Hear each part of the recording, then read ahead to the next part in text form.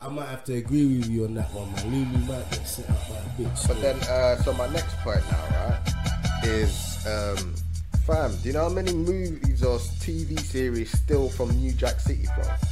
Like, just the way they were showing the whole like the Carter and the car. I'm just like, lazy writing, bro. Like, that is lazy writing. You're trying to now say that they're moving that fucking Wesley and them, basically, man. They got the Carter from they got the Carter in Queens. The Carter was in Harlem. So there we go. So it's just like, I was just like watching it. I'm just like, you man are just taking the whole New Jack City flow and just, you know what I mean? Put a bitch on top of it. Yeah, and then you're putting the power brand over it. Like, come on, man. You have to do better than that, man. Like, New Jack City's a classic. You can't just rip out the whole Carter setup and then. How would you have done it?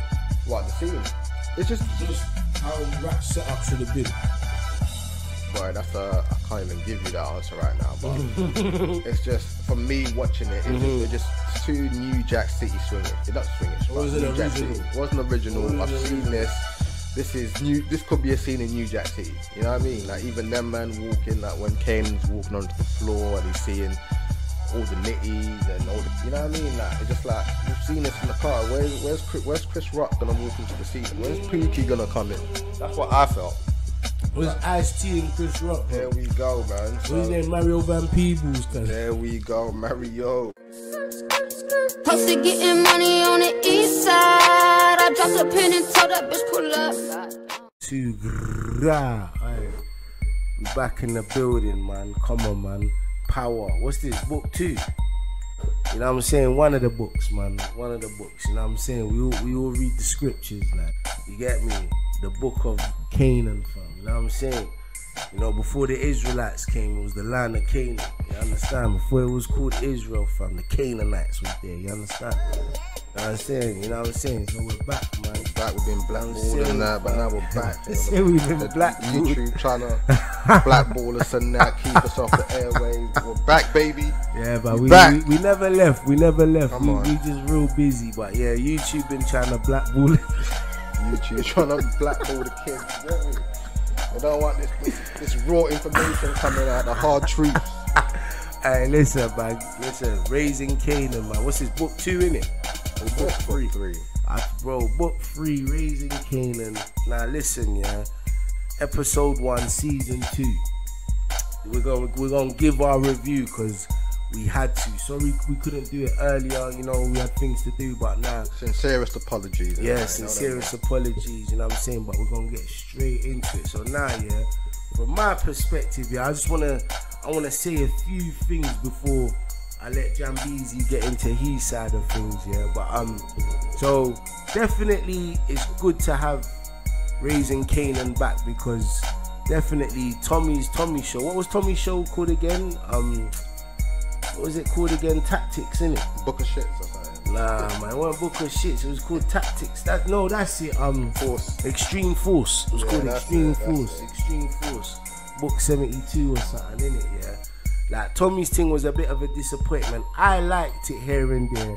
Jambeezy said it was a flop. Nah, I've been there. The last 3 episodes was definitely poor writing, innit? So everyone's been waiting for Raising Kanan just to pick the levels up, pick BMF, the levels up. You know, just so we can get back into our shit, man. You know, so starting off, you know, we get a recap of season 1, just to find out where things is at, and then from what we remember, the police officer, what's his name? That's supposed to be Kanan's dad. Yeah, the police, Omar Epps. Omar. The guy Omar Epps plays, he's allegedly supposed to be Kanan's dad. We end off with Kanan shooting him. We thought the dad died, but fortunately he survives, yeah? So now Kanan's trapped off somewhere. I think he's in Alabama. Howard, he's out. What's his name? Howard. So the police officer Howard, Kanan's alleged father, he's just woken up out of a coma, you know. He's back to life, and yeah, he's looking good. I liked that opening scene. It was cool. It was calm. It was collected. You know, let's get into it. Then we go to Kanan, and Kanan's somewhere in I think he's in Virginia, and he's laying low with some family, sitting on the beach, and apparently his mum's been going back and forth from New York and all of that. And one thing I will say is the guy playing Kanan, yeah, I know like you're taking all your attributes and your personality traits from the actual person 50 Cent, but always remember, yeah, even though Kanan's a character, that the way he speaks, man, I'm pretty sure Kanan got like that because he got shot in the mouth or something like that. Just ease down with the tone it down a little bit. Just tone it down a little bit. Like, I agree. Like, the first thing that kind of stood out for me when episode 1 started was just the way he speaks. Like that. Obviously, he's an actor, and you know he's playing the role of Kanan, and obviously he's gonna take on certain traits that 50 has because he played Kanan. But it's just the fact that when he's trying to imitate that, it's just it starts to get annoying a little bit because it's like they're trying to trick my brain to see 50 because I'm hearing 50. If that makes sense. So it just kind of makes me just maybe maybe he's tricking the brain, bro. No, I think maybe that might be in hindsight that might be a bad thing having 50 in that role because when I see Kanan, I see 50. And that's it. I can't. They're not. That's it. They're not interchangeable. Nah, they're not. They're not. They're I can't the same separate person. them. So yeah, I can't separate them. So whenever I see Kanan, I see 50. When I see 50, I see Kanan. So now the actor is putting on 50's voice. I don't see 50 when I'm looking at him. So it just meshes the brain. It definitely confuses the mind. It definitely confuses the mind. And I think you should tone down the portrayal of 50/Kanan just a little piece, but. We go to that opening scene, and so far we're happy to see everyone. Howard survived, and basically Lulu and what's his name? What's the other uncle again? Marvin, Lulu are back on the scene, but for some reason, like Uncle Marv is kind of stepping it up a little bit, and Lulu is now turning into a little simp. And another thing that I kind of would you call bad writing or maybe just random writing is when they made my guy with the eye patch. What's his name again?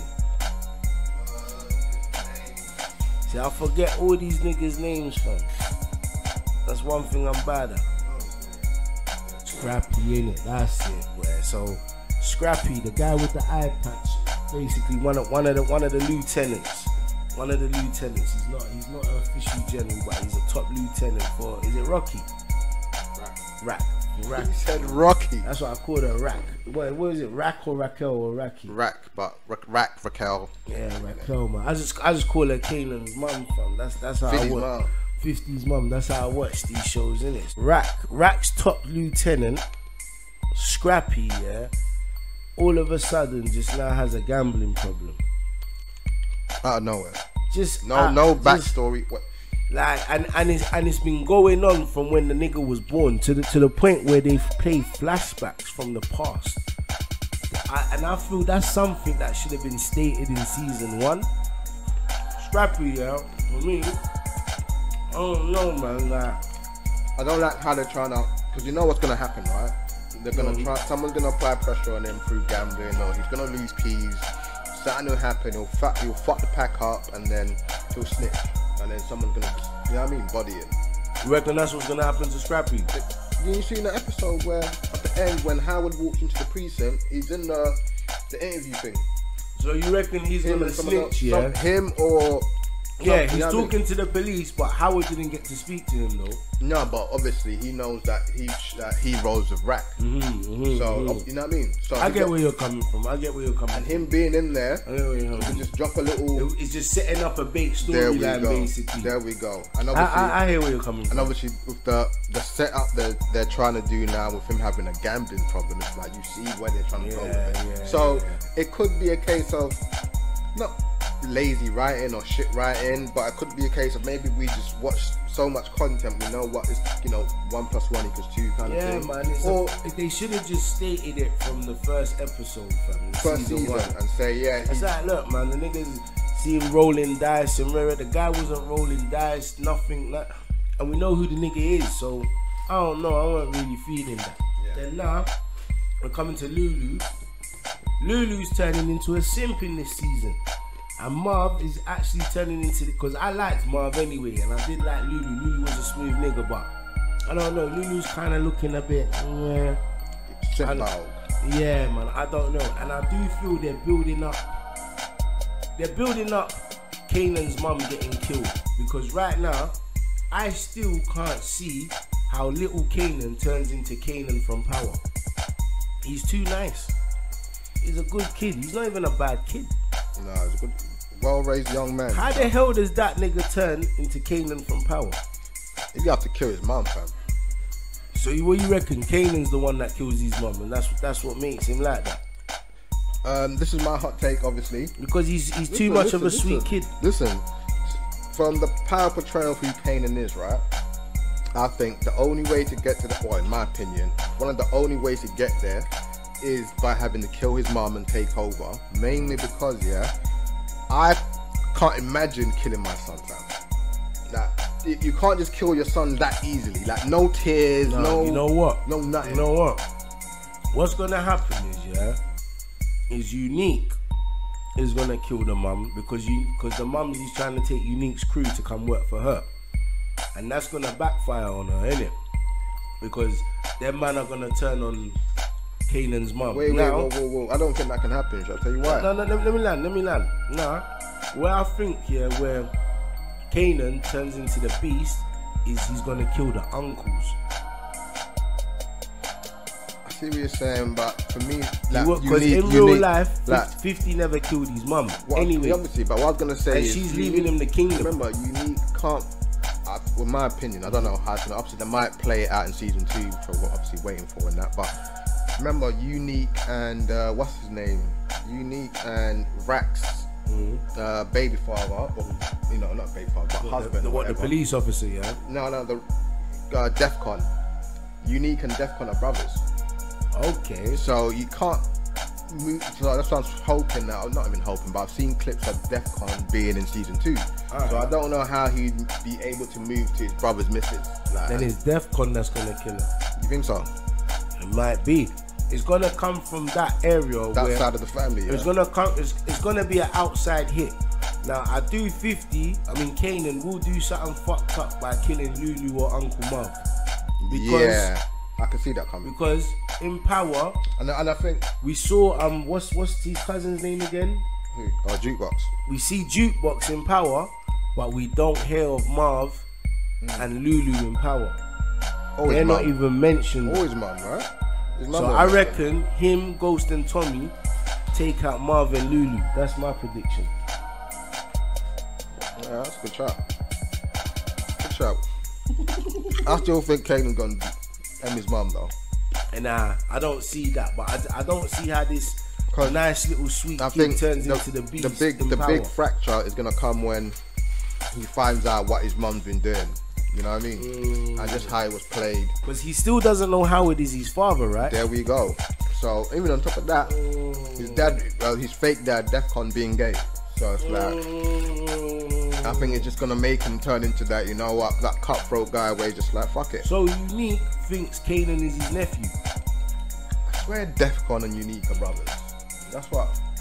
Are you sure about that one? Trying to confirm. Let's say it for now, won't it? But Unique's fight scene in prison, what did you think of that? That was a funny fight still. That reminded me of when the Red Ranger was fighting Rita from Power Rangers. Rita Repulsa, remember? Lord Zed, Zordon. Yeah. So Unique is DEFCON's brother. Okay, so he is. Alright, that's a snapple top fat, baby. So Kanan is supposed to be Unique's little nephew, allegedly, but we all know DEFCON's not Kanan's father, it's Howard, Detective Howard. What was last in final first? What? Actually, I've got maybe 1, 2, but Lulu's storyline was him chasing the music and all of that and getting treated like a simp, man. And fucking cousin Uncle Marv learned to anger management. Like, what's your views on all of that shit? I don't know, man. It's like they need to kind of show the progression of them, like not decaying, but like Lulu becoming a simp. You just can't out of nowhere just make him a simp. Like first episode, like it's like give us a bit more, because obviously when season 1 ended, you've got one picture, not even one picture, but you've got a sense of who the characters are, you know, how they've been portrayed. Now season 2 started, and you're like, the first thing I saw when Lulu and that, well, you know, with his girl and stuff, I was like, when was Lulu a simp for this Latina thing? Now, I don't see how that... When, innit? When? I don't get it. And now the Latina thing is stepping out on him. Like, when she was fucking the studio guy from before, but now... They never showed it. Yes, like, I think they slightly... No, they were flirting, little flirt thing, like, where they just, you know what I mean? But they never actually showed, like... them hitting? Yeah, they just watched them hitting, but they just... You know, but she was getting banged out still. Yeah. She was getting banged out, my brother, man. But hey, start with your points, Junka. You said you had some shit to say for. Yeah, so obviously the first 2, Kanan's voice, Lulu turning into a Let's get back to that. Break. Come on, start. I want your points. Let me hear your points, because you're saying Kanan's voice. We spoke about that. Nah, but I'm not repeating. Well, I need the world needs to hear it, because I don't think you said it properly the first time. I'm glad you said it, man. Alright, go ahead then. Lulu turning into a sim. That's gonna be his downfall in season 2. Even when he remember the first time we see Lulu in this episode, right? He's talking to his Latina thing. Don't know her name. Don't want to know her name actually, but fucking talking to his girl. Yeah, I don't know her name. He's all like, when are you gonna start being my girl again? I'm just like, what the fuck, like, you should never have to say that. If it gets to that point, just get a new thing, fam, man. What are you crying for? But basically, when that happened, and I think Lulu's got a thing for Latina, and then he saw that thing in the whip on the traffic light, singing on his song and that. Yeah. He's already simping for her already. Like you can see Lulu already trying to, you know what I mean? Like when she walked into the studio, like you could tell like he had that bit of like got a new thing, like a new Latina, a new little fly little mamacita and that. So Lulu, women is gonna be his downfall, you know what I mean? And that's even tied into Rak, because Rak's gonna keep applying pressure on his neck. Probably that's how he's gonna get killed by a bitch. So I think what's gonna happen is you're gonna find out his bitch is being beat by Diddy's youth and that, and then Rak's gonna keep putting pressure on his neck. The other Latino probably get signed by Def Jam. Is that Diddy's youth? Yeah, that's Diddy's son. That's his stepson. No way. So that's that Al B. Shaw guy, you know, that R&B brothers youth. But then no way. Not Diddy married, but Diddy had kids with his. Oh wow! You know what I mean? With Kim Porter, I think it was. So that's basically Diddy's youth. So yeah, Diddy's youth bagging fucking Lulu's girl. Okay. You know what I mean? So basically, for Lulu, women's gonna be his downfall. Rap's gonna put pressure on him. His other thing he's already beating Diddy's youth. Then this other Latino probably get signed to another label and leave him in the dust. You get me? So that's how I see it with Lulu right now, man. I think I might have to agree with you on that one, man. Lulu might get set up by a bitch. But then, so my next point now, right, is, fam, do you know how many movies or TV series still from New Jack City from? Like, just the way they were showing the whole... like the Carter. I'm just like, lazy writing, bro. Like, that is lazy writing. You're trying to now say that they're moving that fucking... Wesley and them. Basically, they got the Carter fam. They got the Carter in Queens. The Carter was in Harlem. So there we go. So it's just like I was like watching it. I'm just like, you man are just taking the whole New Jack City flow and just, you know what I mean? Put a bitch on top of it. Yeah, and then you're putting the power brand over it. Like, come on, man. You have to do better than that, man. Like, New Jack City's a classic. You can't just rip out the whole Carter setup and then. How would you have done it? What, the scene? It's just how rap setup should have been. Boy, I can't even give you that answer right now, but it's just, for me watching it, they're just two New Jack City swingish. It's not swingish, but New Jack City. It wasn't original. I've seen this. This is new. This could be a scene in New Jack City. You know what I mean? Like even them man walking, like when Kanan's walking onto the floor and he's seeing all the nitties and all the, you know what I mean? Like it's just like we've seen this in the car. Where's Chris Rock gonna walk into the scene? Where's Pookie gonna come in? That's what I felt. It was Ice-T and Chris Rock. There we go, man. So, who's there? Mario Van Peebles. There we go, Mario. So yeah, just the whole taking that, I just didn't like it. The writer just need to be a bit more original, man. Let's do that. Now that's a spot on and critique there still. My next point is Unique's my favourite character in Raising Kanan. Go on, explain why. He's kind of jarring to me. To me, he's the best character. Like, just looking at the way he has to play it, or even just put myself in his perspective. It's like your big bro goes down for life. Yeah. You expecting the key to the kingdom, and now his wife, he thinks she can run off with the keys. Like, you know what I mean? This is my birthright, bro. Like, you can't just seeing how he's gonna interact. I was born into this. You know what I mean? Just trying to see how he's gonna handle it, and on top of that, you've got my nephew on that side, and it's just like, it's how chaos. he maneuvers it. 'Cause obviously, in my opinion, like, regardless of whether or not big bro's in prison for life, you can't touch him and his son.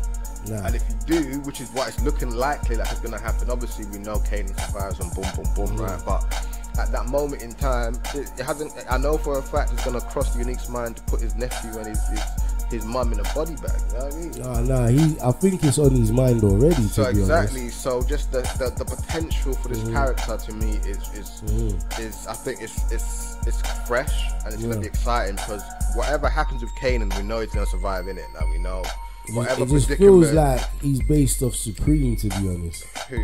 Unique, 100%, 100%. And I even think the Supreme documentary is gonna be banging as well. So I can't wait for that to drop. We said shout Irv Gotti. There we go, Irvin. Come on, Irvin Lorenzo. Yeah. So Unique to me is my favorite character, because just his predicament. How he's gonna move? Do you put your nephew in a body bag? Do you put your brother's baby mom in a fucking? Obviously they think that's his, nephew and that. But are you gonna put your brother's baby mom in a body bag for the kingdom? You know what I mean? So that's gonna be an interesting story. It's gonna be a definite. Whereas with Rack, we know she don't survive. Luli, we know he don't survive. Mervin, with Jukebox dies. We know that side of the story with her. Jukebox doesn't die, or she dies in power, innit? But yeah, exactly. So we know, you know what I mean? Like, we know where they're gonna end up. Whereas there's certain characters in book 3, we don't really know how it's gonna happen. So. And obviously we're all expecting Ghost and Tommy. That's what, to be honest, a lot of people are waiting for. So for them man to come in. There we go. So for a lot of characters, for me, Unique, I want to see what happens, and he's an interesting story, interesting character for me. So that's one of my takes. Unique's definitely interesting. I think he's just gonna get killed, to be honest, and I think it's gonna be Tommy, Ghost, and Kanan that do the job, to be honest. Could be. Next point I want to bring up is like Rack getting in the way of Melvin and Jukebox's relationship. You reckon that's Rack, or that's just Melvin himself? Nah, the thing is, Rack is trying to. It's all about dynamics. Rack is trying to play the dad now, fam, and she's trying to make Melvin be the mum and that. Like, obviously, because Melvin's trying to. You remember the scene when Jukebox comes downstairs for breakfast or whatever? He's trying to. You know what I mean? Yeah, of course. Like every parent, like if you do fuck up and you're just trying to, make amends, you do have to kind of push through that barrier where they don't want to speak. And, like, he's trying to push through and make amends, and Rack's just shutting it down, like. And I was like, Rack, that's not your shut up. Like, if that was me, like, and that's my sister trying to just get in the way of being my daughter's relationship, I want to make amends. Now, don't tell me that the conversation's over, and don't try and get in the way of that. You know what I mean? And that, to me, basically, you don't do that. And Rack's trying to basically just impose herself on everyone, especially if you're a man. Now, she's got her fucking foot on every brother's neck on this show. Rack is just dominating all of them. You know what? I have to disagree with you with the Melvin thing, bro.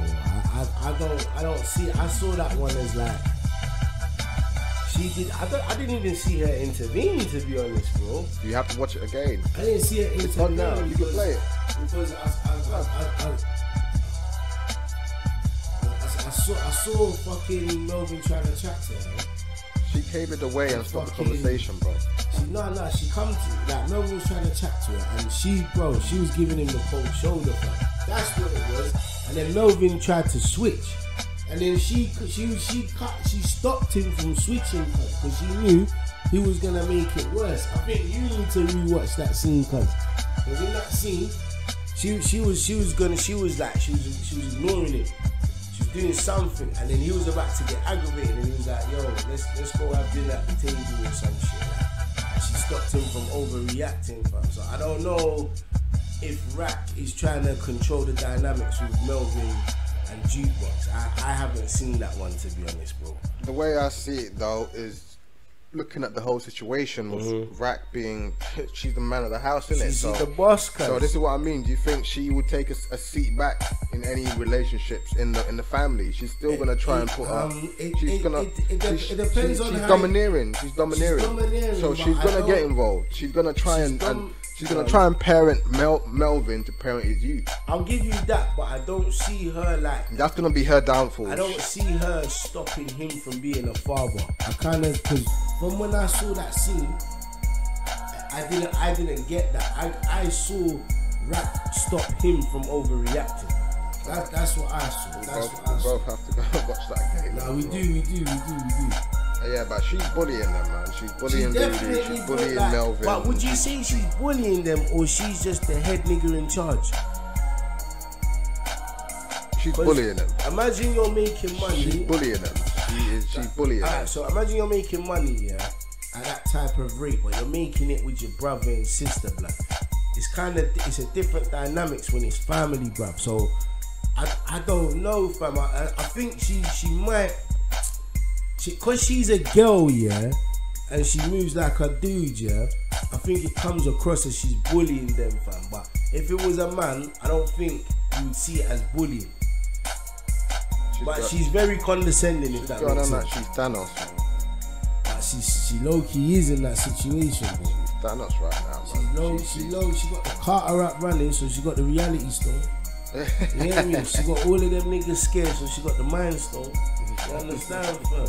She acquired a big space, fam, so she got the space stone. You understand, fam? You understand? Right now, fam, at that time and period, she got a shit on lock, fam, so she got the time stone. Thanos. You get me, fam? Thanos, 100%. Come on, fam. And she got fucking all them niggas souls, cuz. Even Howard's soul. I don't know, fam. Yeah, the writers have made her all powerful right now, man. Rack's God, fam. Even she's got that symphony running scared and fam, But Symphony's not no one serious, though. Yeah, I know. But basically what I mean is she's just dominating all the niggas right now. Yeah, she is. She is a domineering person. She's a domineering person. I ain't seen her be submissive, fam. She's a domineering person. Do you know what scene I didn't understand though, yeah? And I think it was just shit writing, yeah? Because you know when Unique gets released from jail, yeah? Why the fuck is Melvin just sitting there, bro? Like, why have you got that nigga just sitting there? Why didn't he do nothing? Now, we all know it's because Rack kind of insinuated that he shouldn't. So it's like, but why are you even there in the first place? But exactly. I think it was a thing to not only waste time, but to show like, Melvin could have done something. And not only that, give Melvin more credit than we should have. So it's more of like a big up and an insult to Melvin, fam. You get me? Just to steam up the plot. And probably just waste the extra 30 seconds of plot time, innit? Oh yeah, that's what I see that one for. But he shouldn't have been there. Doesn't make sense. Did it? And what kills it, he was in the same car that man moved to him with. I'm surprised fucking Unique didn't recognize the fucking the red Merc fam. The red Merc fam. Was it that you know, what is it, the 300 or something? Okay. But overall, it was a steady start to the new show, to the new season. Hopefully, big things to come. Hopefully, I think it's gonna have a lot of ups and downs and twists and turns, and we got to see how it all ends. But I do see them building up the dynamics where Kanan's a mummy's boy, and he's got that bond with his mum, and he loves her to death, and she's bringing him milk and cookies at night before he goes to bed. Like a little man. I think by the end of this season, Rack is gonna get killed, and then season 3 you're gonna see a little Ghost and a little Tommy. You know what I'm saying? Tommy's gonna be some hood rat youth that just does anything, and Ghost is gonna be that calm nigga, and then you're probably gonna see Kanan fuck Tasha.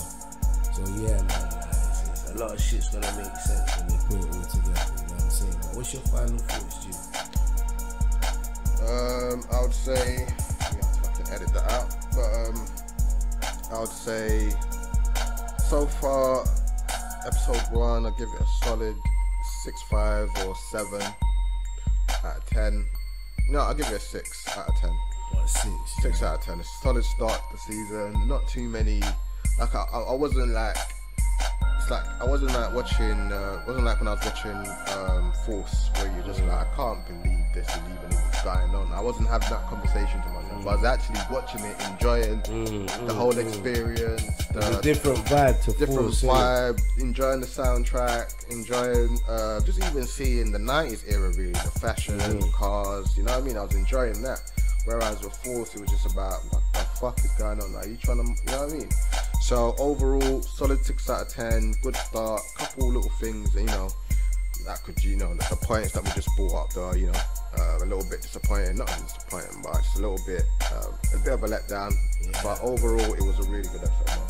Yeah, it was alright. I wasn't really that impressed, but it does have big prospects, so let's see where it goes, to be honest, man. But it's your boy Bobby D LaFleur. I got technical difficulties right now. I don't know what the fuck is going on, but boy, I'm out this glizzy. Posted getting money on